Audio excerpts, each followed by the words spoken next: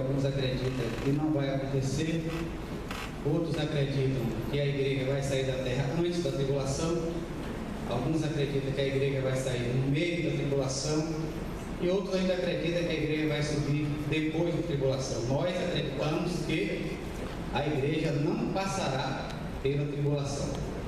Quero agradecer a Deus a oportunidade, pastor Zé Carlos, pastor Wilson, ele não está aqui, mas quero agradecer porque ele também é responsável pelo departamento da escola, pastor Ranieri também, nosso companheiro, e tem nos aberto um espaço para estar também falando às vezes na escola bíblica dominical. Hoje é um culto de ensinamento. O Senhor colocou uma palavra no meu coração e eu tenho certeza que Ele vai falar o teu coração, porque Ele já falou o meu primeiro. Aleluia, Deus. 1 Tessalonicenses, capítulo 4, versículo 13, que diz assim: não quero, porém, irmãos, que sejais ignorantes acerca dos que já dormem, para que não vos entristeçais como os demais que não têm esperança. Porque se cremos que Jesus morreu e ressuscitou, assim também Deus tornará a trazer mediante Jesus os que com Ele dormem. Dizemos isso, pois pela palavra do Senhor, que nós, os que permanecermos vivos para a vinda do Senhor, não precederemos que dormam, porque o mesmo Senhor descerá do céu com um alarido, em algumas traduções diz, com uma palavra de ordem, com voz de arcanjo, com a trombeta de Deus, e os que morrerem em Cristo ressuscitarão primeiro. Versículo 17. Depois nós, os que ficarmos vivos, seremos arrebatados juntamente com Ele nas nuvens, ao encontro do Senhor dos ares. E assim estaremos para sempre com o Senhor. Versículo 18. Portanto, consolai-vos uns aos outros com estas palavras. Como se pode dizer amém? Amém. Essa esperança, irmãos, que está no coração de muitos cristãos, já dura mais de 2000 anos. A esperança de que Jesus um dia voltará para arrebatar a sua igreja. Acontecimento este que o mundo vai estar em oculto ao mundo à primeira vista, porque muitos só vai saber do que aconteceu depois que as pessoas desaparecerem da terra, sumirem. Aí alguns vão acreditar que foi arrebatamento, outros vão dizer que foram os marcianos que vieram e levaram. Mas todo crente que é fiel, que conhece a Bíblia Sagrada, que crê na palavra de Deus, saberá que Jesus voltou e arrebatou a sua igreja para levar as nações celestiais. Glória a Deus. Alguns já fizeram filmes concernentes a esse assunto, Deixados para Trás e tantos outros, porém este dia vai ser um dia singular para o povo de Deus. Povo este perseguido, caluniado, maltratado, desprezado, mas Jesus vem buscar um povo santo, zeloso, especial e de boas obras, e eu acredito que tem nessa qualidade aqui nessa noite. O Espírito Santo colocou um tema ao meu coração.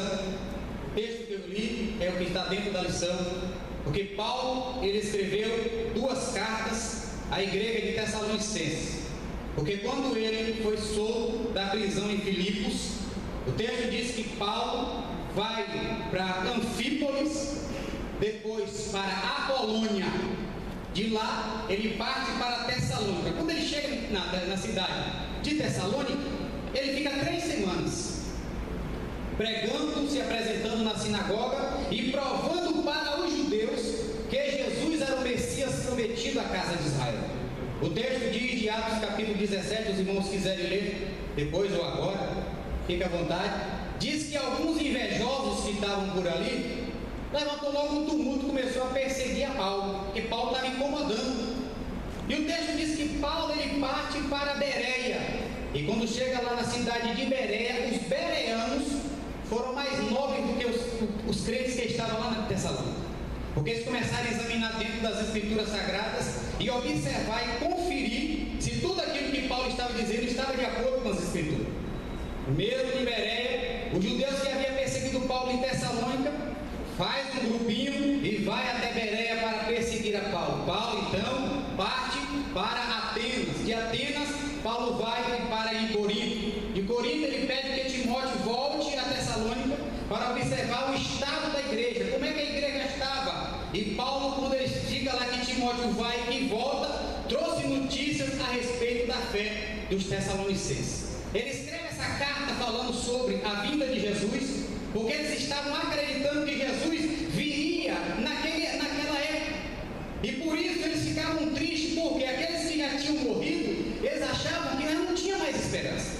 Esse mesmo problema Paulo encontrou na cidade de Corinto, porque lá tinha até aqueles que se batizavam pelos mortos, subiam no túmulo da pessoa e se batizavam, porque disse: esse daí morreu sem se batizar, também não vai ter salvação. Então Paulo escreve essas cartas à igreja de Tessalônica, como também à igreja que estava em Corinto, para tirar as dúvidas que veio ao coração e à mente daqueles cristãos. Baseado nessa pequena introdução, eu quero discorrer aqui nessa noite sobre as 7 certezas do arrebatamento. Pergunta à pessoa que está do seu lado: tu ainda crê que Jesus vai voltar?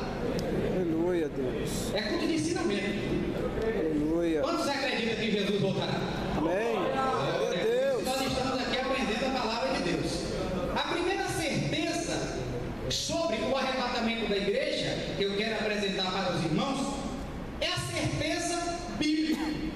Porque Hebreus 10, versículo 37, o escritor aos Hebreus, que ninguém sabe quem foi, Orígenes diz que só Deus sabe quem escreveu a carta aos Hebreus, se foi Paulo, Barnabé ou Lucas, ninguém sabe quem escreveu. Diz assim: que um pouquinho de tempo, o que há de vir virá, e não tardará. Se tardar, espera, porque certamente ele virá. Mateus capítulo 24, no versículo 35, Jesus disse: olha, passarão os céus e a terra, mas as minhas palavras, essas não hão de passar. Jesus, o Senhor Deus, quando chega para Jeremias e o convoca para ele profetizar para a nação de Judá, diz que ele mostra a Jeremias uma vara de amendoeira e pergunta: Jeremias, o que é que tu está vendo? Jeremias olha e diz: Senhor, eu vejo uma vara de amendoeira. Era isto mesmo que Deus estava mostrando para ele. E Deus disse: olha, tu viste bem, porque eu velo sobre a minha palavra para a cumprir. E eu quero te dizer aqui nessa noite, meu irmão, aquilo que Deus te prometeu, Ele é fiel para cumprir. Ele é fiel para cumprir. Isaías 55:11, o profeta messiânico Isaías diz que saiu a palavra da justiça da minha boca, ela não tornará para mim vazia, antes fará o que me apraz e prosperará naquilo que eu a enviei. Então a primeira certeza do arrebatamento é que a Bíblia está dizendo que Jesus, ele vem. A segunda certeza sobre o arrebatamento da igreja é que Jesus vai voltar ele mesmo. Ele mesmo é que vem. Porque Paulo, ele diz: olha, o mesmo Senhor descerá da onde? Dos céus. E eu estava pensando nisso, estudando para hoje, e me lembrei que às vezes evangelizando, quando nós íamos evangelizar as pessoas na rua, tinha aqueles zombadores que diziam: rapaz, vocês são bestas, Jesus vai voltar aqui para quê? Para colocarem ele de frente de uma parede, fuzilar, metralhar? Eles vão fazer pior do que quando ele veio. Aí eu falava, eu disse: você está enganado, porque realmente quando ele veio, a Bíblia diz que ele entra em Jerusalém montado num jumentinho, filho de um animal de carga, para que se cumprisse a profecia. Ele entrou em Jerusalém montado no jumentinho. Colocaram na cabeça de Jesus uma coroa que, segundo os estudiosos, tinha 72 espinhos. Colocaram a coroa, bateram nele, cuspiram, rasgaram as suas vestes, crucificaram. Mas Jesus, quando ele voltar agora, meu amigo, ele não voltará montado no jumentinho, não. Apocalipse diz que ele virá montado num grande cavalo branco. Aleluia. Na sua cabeça não terá mais uma coroa de espinho, não. Vai ter uma coroa com muitos diademas. As vestes dele que rasgaram, lançaram sorte sobre as suas túnicas, agora vai ser diferente. Ele virá com vestido com um manto salpicado de sangue e escrito na sua coxa: Rei dos Reis e Senhor dos Senhores. Ele virá pessoalmente. Ele virá. E é preciso que eu e você estejamos preparados. Em muitos lugares, essa mensagem não se escuta mais, porque hoje virou brincadeira. A mensagem que se escuta hoje em dia é as águas do Rio Jordão. Outras outras a rosa de Saron. O pão da revelação é agora como inventaram o pão. Aí alguém, para não ficar para trás, inventou a mesa da revelação. Mas nesta igreja tu está comendo o verdadeiro pão que desceu do céu, Jesus de Nazaré. Glória a Deus. Glória. Aleluia, Deus. A segunda certeza é que o próprio Jesus, ele virá pessoalmente. A Bíblia diz que quando ele veio no primeiro estágio, ele veio como um homem. Filipenses, Paulo escreve, diz que ele se esvaziou a si mesmo, tomando a forma de servo. Mas em Apocalipse capítulo 1, quando João está na ilha de Patmos, o texto diz que Jesus aparece a ele agora glorificado. O seu cabelo era branco como a neve, os seus olhos era como chama de fogo, da sua boca saía uma espada afiada de 2 gumes, no seu peito tinha um cinto de ouro, os seus pés era como o latão reluzente. Quando João olha e vê aquilo, a Bíblia diz que ele caiu como morto, e Jesus toca nele e diz: João, te levanta, João, porque eu sou o alfa e o ômega, o primeiro e o último. Eu morri, mas estou vivo pelos séculos dos séculos. Glória a Deus. Aleluia. Então ele mesmo virá.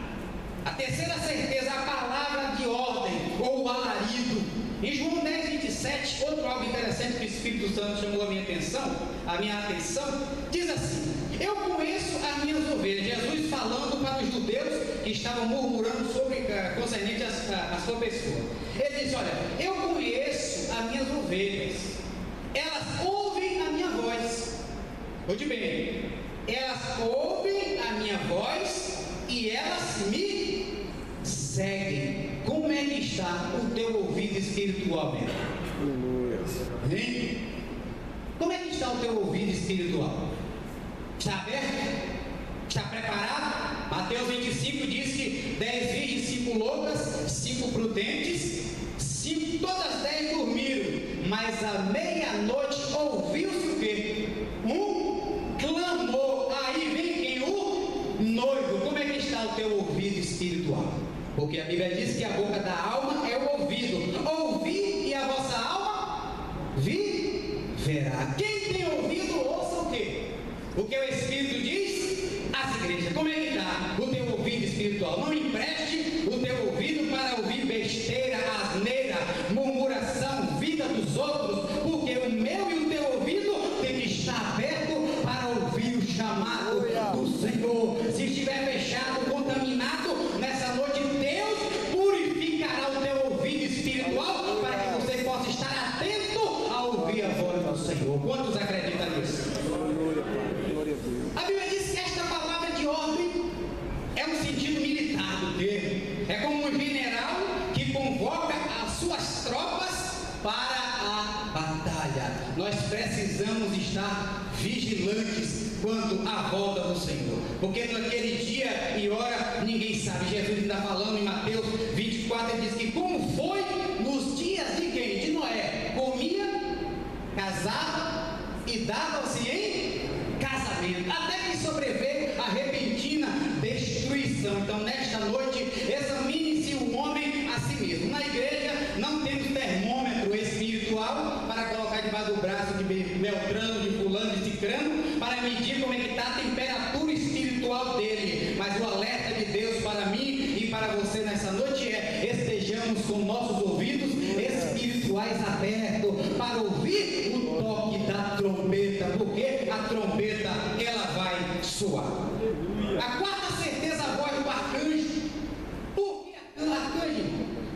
Parece que Jesus vai precisar de um guarda-costas, Miguel, para vir arrebatar a igreja. Estudando sobre esse texto, a voz do arcanjo faz referência para Israel, porque o arcanjo que conhecemos na Bíblia, certo que na literatura apócrifa tem 7 arcanjos, tem até um arcanjo, mas na Bíblia só fala de um arcanjo, que é o arcanjo Miguel, cujo nome significa quem é como Deus. E esse arcanjo esteve sempre presente na história do povo judeu, por isso que a voz do arcanjo faz referência também para Israel, porque quando a igreja for arrebatada aos céus, Deus agora começará a tratar com a nação israelita. Miguel esteve presente nas orações Bíblia diz que Daniel orou 21 dias.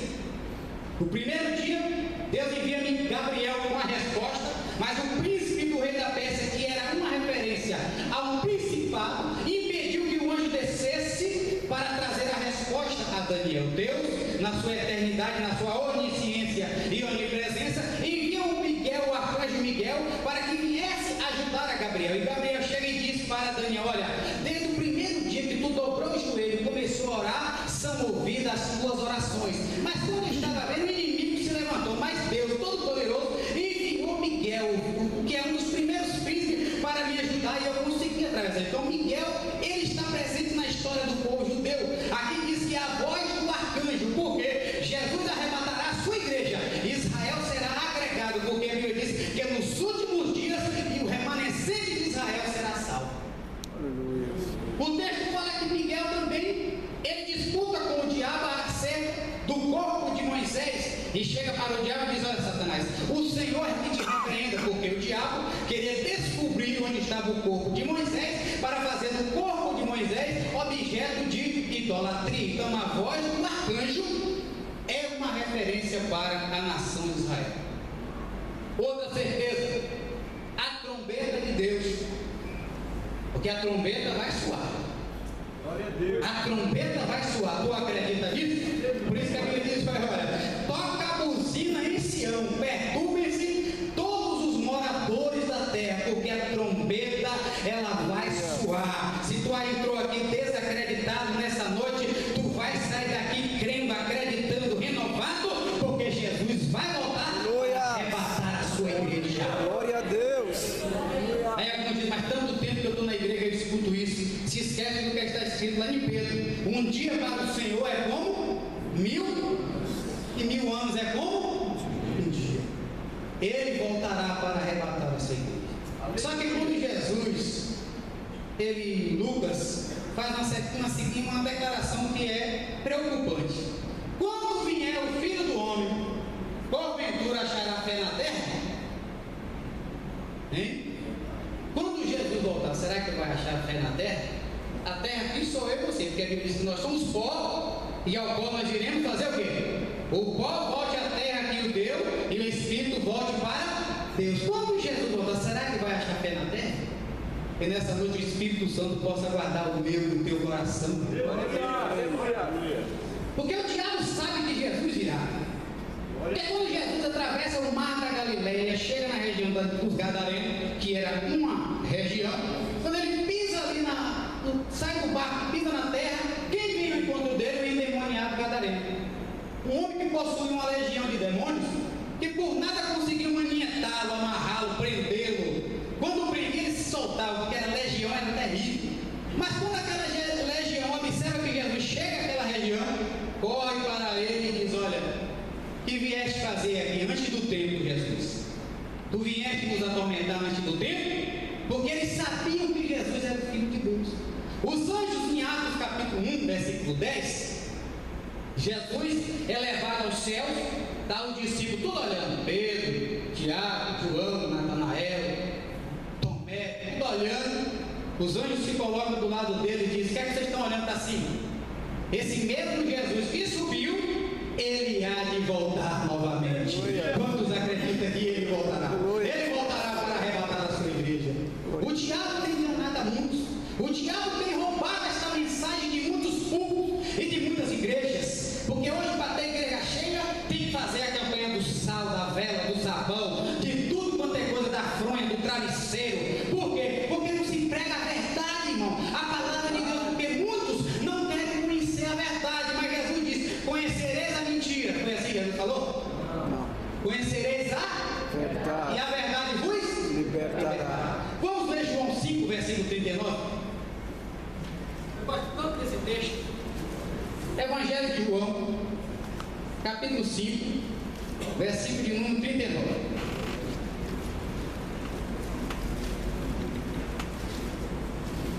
Olha o que é que Jesus falou.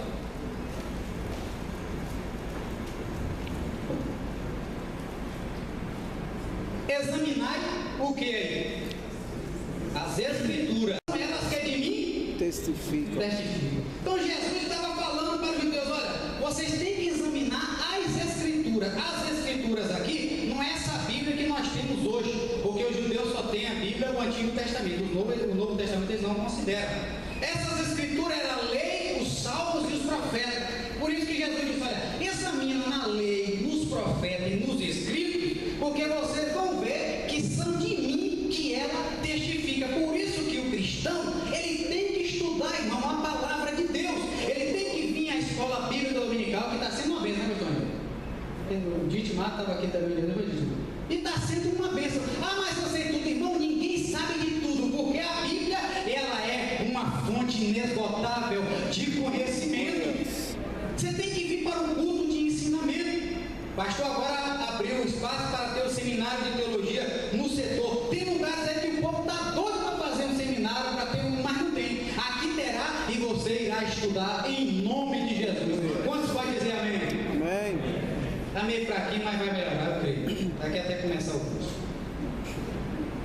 A sexta certeza, a quinta certeza, a trombeta. Deus ordenou a Moisés que fizesse 2 trombetas de prata. Olha que interessante. Números capítulo 10, que os irmãos lêem, está lá escrita essa história. Que serviria para a convocação e para a partida.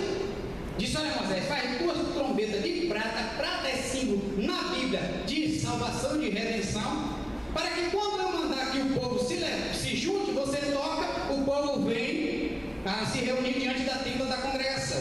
Quando eu quiser que o povo se levante do acampamento e vá embora para outro lugar, toca novamente as trombetas de prata. Então as trombetas fala de ajuntar, reunir, congregar ou como partida. Para nós a trombeta servirá como partida. Vai se tocar a trombeta de Deus, a igreja sairá desta terra para morar nas mansões celestiais. A trombeta também, eu sinto a presença de Jesus aqui nessa noite.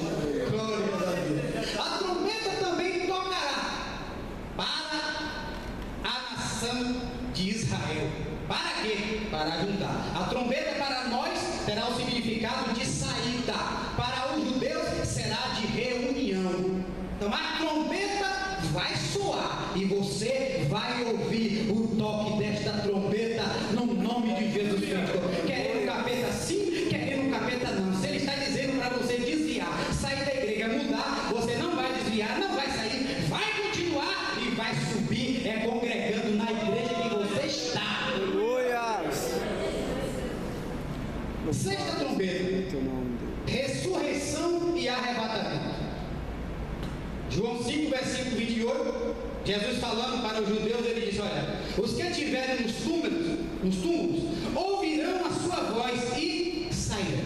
Os que tiverem feito o bem, para a ressurreição da vida. Os que tiverem feito o mal, para a ressurreição do juízo. Porque a Bíblia fala de 2 ressurreições. A primeira, para os crentes na ocasião do arrebatamento. Paulo, escrevendo aos crentes de Tessalônica, ele diz: olha, os mortos ressuscitarão primeiro, e nós, os que ficarmos vivos, seremos arrebatados. Paulo, quando ele escreve a carta a Coríntios, 1 Coríntios capítulo 15, ele diz que o que é mortal se revestirá da imortalidade.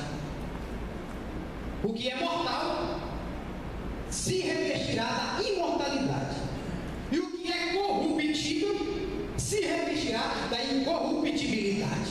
Não abrir e fechar de olhos. Esse abrir e fechar de olhos, quando estudamos, entendemos que compara-se à fração de 7 milésimos de segundo, que é o tempo que o ser humano demora para piscar os olhos. Então vai ser rápido demais. Uma das características do arrebatamento da igreja será a rapidez. Quando procurar, já foi para o céu, morar nas mansões celestiais.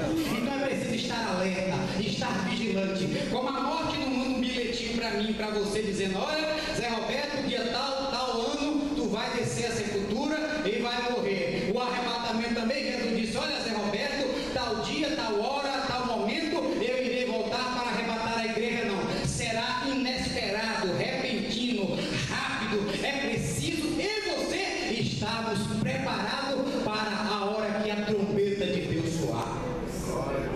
Nós seremos arrebatados. Paulo explica aos crentes de Tessalônica: primeiro aos mortos vão ressuscitar, e acreditamos que os espíritos descerão, se unirão aos corpos e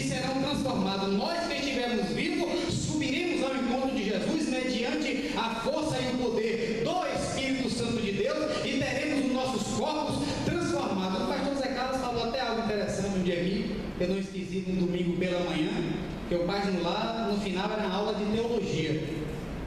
Pastor? É a constelação de Órion, né? Não esqueci até hoje. E Jesus vai desatar a constelação de Órion e vai descer por ali. Eu não sei se é pela constelação de Órion. O pastor falou para mim: se você está vendo, se eu estivesse aqui, eu não tinha aprendido isso. Que eu já tinha estudado, mas nunca tinha ouvido falar sobre essa parte aí. Eu sei que em Israel, os muçulmanos fecharam um portão, porque eles acreditam que por esse portão o Messias judeu vai entrar por aquele portão. Então eles fecharam este portão. Mas nós sabemos que o meu e o teu Jesus, ele não é limitado à matéria. Se eu correr em direção à parede, a única coisa que eu vou conseguir é um galo na testa. Mas Jesus, a parede não impede dele operar. A parede não impede dele aparecer. Porque quando os discípulos estavam com medo dos judeus, depois que Jesus morre, eles se trancaram numa casa e ficaram tudo trancadinho, tudo com medo. De repente, quem aparece lá? Jesus. Aparece onde ele estava e diz: olha, paz seja convosco. Então, a matéria não impede Jesus de operar. Eles fechando o portão ou deixando a entrada aberta, Jesus entrará em Jerusalém da mesma forma, porque todo o poder foi lhe dado nos céus e na terra. Todo o poder está na mão de Jesus.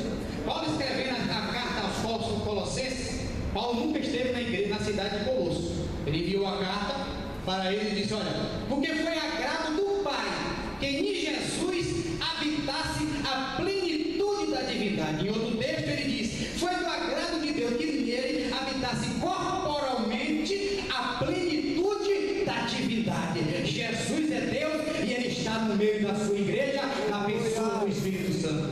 Aleluia. Então os mortos vão ressuscitar primeiro.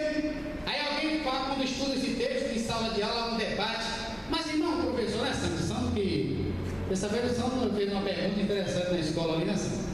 Mas quando tiver o curso teológico, a gente vai explanar mais isso, que a escola tem muito pouco tempo, né? Sobre a tribulação, se a igreja passará ou não. A tribulação, sim ou não? Os textos que alguns usam para dizer que sim, os textos que nós usamos que acreditamos que não, porque a Bíblia diz que Deus não nos destinou para a ira. Deus não nos destinou para a ira.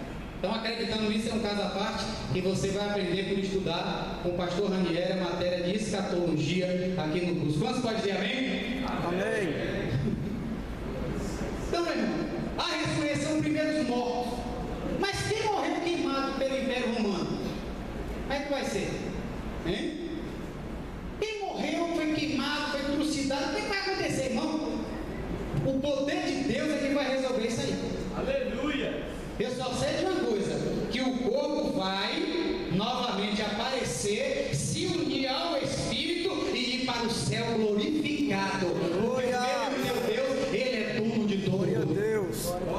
Sétima certeza do arrebatamento: estaremos sempre com o Senhor. Foi o que Paulo disse.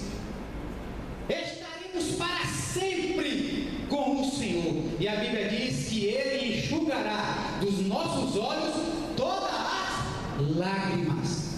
Tito 2, versículo 13 diz assim: aguardando a bendita esperança e a manifestação da glória do nosso grande Deus e Salvador, Cristo Jesus. Então guarda bem esta mensagem no teu coração. Vale a pena sofrer, vale a pena ser perseguido, ser humilhado, ser incompreendido, né? Vale a pena você sofrer, porque Paulo mesmo escreve, Paulo foi um dos apóstolos que mais Deus abriu o seu entendimento para escrever sobre as coisas futuras. Ele disse: olha, aquilo que o olho não viu, não subiu, né? O ouvido não ouviu, não subiu ao coração do homem, são as coisas que Deus preparou para aqueles que amam. Por isso que Paulo diz que nem a altura, nem a profundidade, nem qualquer outra criatura, que hoje, se não der a paz do Senhor, eu quero sair da igreja, mas a Paulo disse que nem a altura, nem a profundidade, nem qualquer outra criatura nos separará do amor de Deus que está em Cristo Jesus, nosso Senhor. Fala para a pessoa que está do seu lado: não deixe nada. Fala para a pessoa aí: não deixe nada, não deixe ninguém te separar do amor de Deus que está em Cristo Jesus, nosso Senhor. Que Deus abençoe os irmãos. Vamos ficar no que diz em Apocalipse.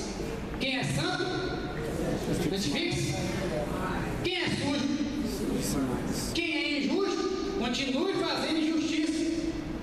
Primeira epístola de João, João diz: olha, quem tem essa esperança, purifique a si mesmo, assim como ele é. Quem tem essa esperança de ser arrebatado aqui? Então examine a sua vida e continue vindo para a escola, para a doutrina, para os cultos, santificando a sua vida, porque uma coisa é certa: é impossível Deus mentir. Quando Deus fala, ele cumpre. Paulo escrevendo para Timóteo diz: olha, ainda que sejamos infiéis, ele permanece fiel, porque ele não pode negar a si mesmo.